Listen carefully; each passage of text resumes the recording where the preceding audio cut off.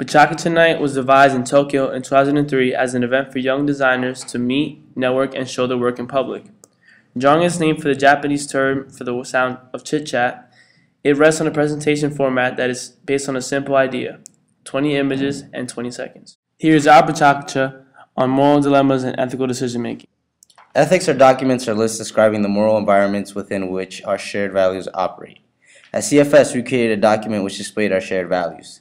The community identified integrity, respect, and responsibility as values that are central to our life together. Ethics is the ability to personally display these values in actions. When faced with an ethical dilemma, sometimes there is no one right answer. The two decisions may both appear to be right in accordance with your basic core values. So what do? There is no magic potion you get to get the right answer. As in sports, we must train ourselves to obtain a level of physical fitness. In ethics, this is called ethical fitness. Becoming ethically fit does not happen overnight, but takes practice and hard work. Here are the 4 types of ethical dilemmas you may come across: truth versus loyalty, self versus community, short-term versus long-term, and justice versus mercy. When faced with one of these 4 ethical dilemmas, there usually isn't one killer answer. We must make a choice. Let's examine each of these dilemmas, and we'll provide examples that you may relate to. Alright, now this first dilemma is called truth versus loyalty. In this dilemma, a person has to make the decision to either tell the truth, which some of you might refer to as snitching, or choose to stay silent because of your loyalty to that person who may get hurt if that truth is exposed. Let's say that at Woodside, John Doe lost his first pair of Air Force Ones. Your boy last night showed you a new pair of Air Force Ones that he definitely stole. And now John Doe decided to go hard until the cottage parents put the cottage on lockdown. Now everybody's tight because they're stuck in the cottage, and the only way they can leave is when John gets his kicks back. What do? The next ethical dilemma is self-explanatory: short-term versus long-term. In this dilemma, you are faced to make a decision that will affect both outcomes in the long run as well as in the near future. Both decisions may offer at least one benefit, but they also bring about negative outcomes, making this an ethical dilemma. Let's say that you try to get money after hearing this commercial. Call J.G. Wentworth, 877 cash now. But you decide not to take the easy way out and actually get a job. But this job will get in the way of helping babysit your 2-year-old brother. At this point, your family is really struggling financially. So do you help save at home, or do you get that easy money? So, justice versus mercy is an ethical dilemma that complicates our daily lives.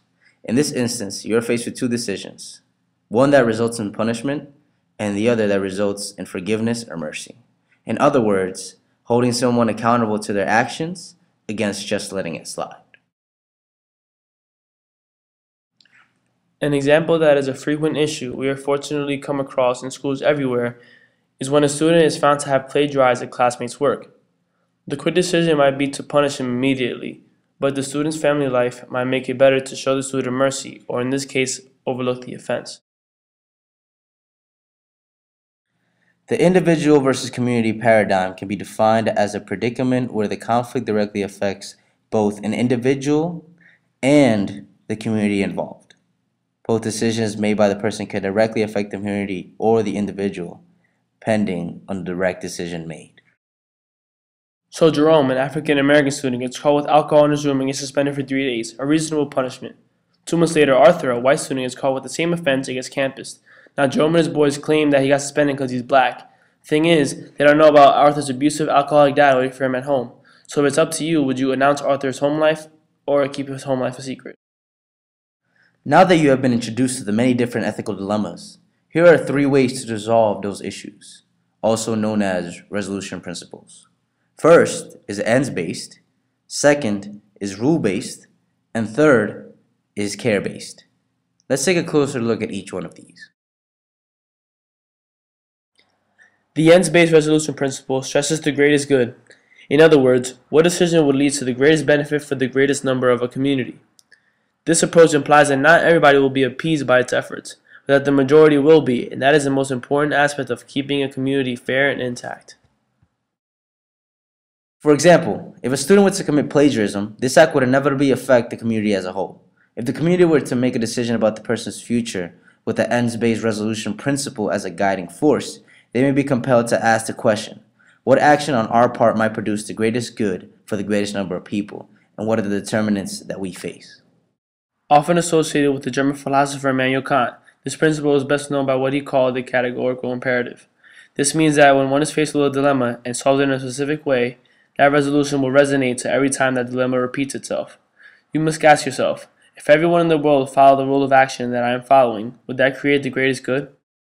Take a look at the bag and notice that the categorical imperative is just a fancy name for the rules-based decision-making process. Know that the last line says, if you feel like it. Now let's say a mother is starving and she has no means of getting food, so she steals an apple from the market, but a policeman catches her in the act. So the question is, what should he do? A person who makes a rule-based decision, in this case the policeman, would arrest her. The policeman is following the rules set by law because they are supposedly made for the greater good. Better known as the Golden Rule, it is best interpreted as saying, treat others as you would like to be treated. To apply the Golden Rule adequately, we need knowledge and imagination. We need to know and care about the effects our actions have on the lives of others and be able to imagine ourselves vividly in the other person's place or on the receiving end of the action. The true test of knowing if an action is right or wrong is to imagine yourself as the object rather than the recipient of the action, and think about the feelings you get in your gut. Respect your friends and their individuality. Look at your buds and treat them the way that you would want to be treated. If a friend is having a rough day, be there to listen. If you see someone being picked on, harassed, or bullied, don't stand by and do nothing. Get involved or go get help.